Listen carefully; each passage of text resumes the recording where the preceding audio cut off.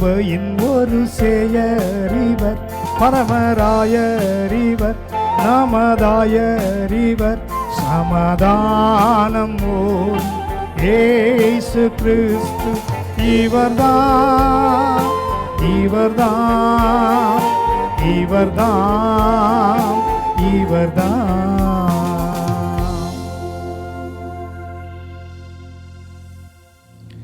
ஏசாயா தீர்க்கதரிசியின் புத்தகம் 9ஆம் அதிகாரம் 6ஆம் வசனம். Isaiah chapter 9 and verse 6. நமக்கு ஒரு பாலகன் பிறந்தார், நமக்கு ஒரு குமாரன் கொடுக்கப்பட்டார், கர்த்தத்துவம் அவர் தோளின் மேல் இருக்கும்.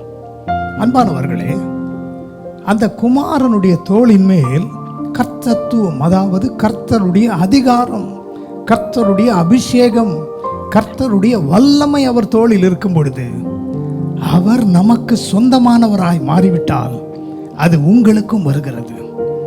நாம் அவருடைய வேலைக்காரர்கள் அல்ல, நாம் அவருக்கு தூரமானவர்கள் அல்ல, அவருடைய பிள்ளைகளாக இருக்கிறோம், குமாரரும் குமாரத்திகளுமாய் இருக்கிறோம். யோவான் 1:12 அதைத்தான் சொல்கிறது. அவருடைய நாமத்தின் மேல் விசுவாசம் உள்ளவர்களாய் அவரை ஏற்றுக்கொண்டவர்கள் எத்தனை பேர்களோ அத்தனை பேர்களும் அவருடைய பிள்ளைகள் ஆகும்படி அதிகாரம் கொடுத்திருக்கிறார். நீங்கள் ஏன் சத்ருவின் அதிகாரத்தை கண்டு பயப்படுகிறீர்கள்? வியாதிகளை கண்டு பயப்படுகிறீர்கள்? மனிதர்களுடைய அதிகாரங்களை கண்டு ஏன் நீங்கள் நடுங்கிக் கொண்டிருக்கிறீர்கள்?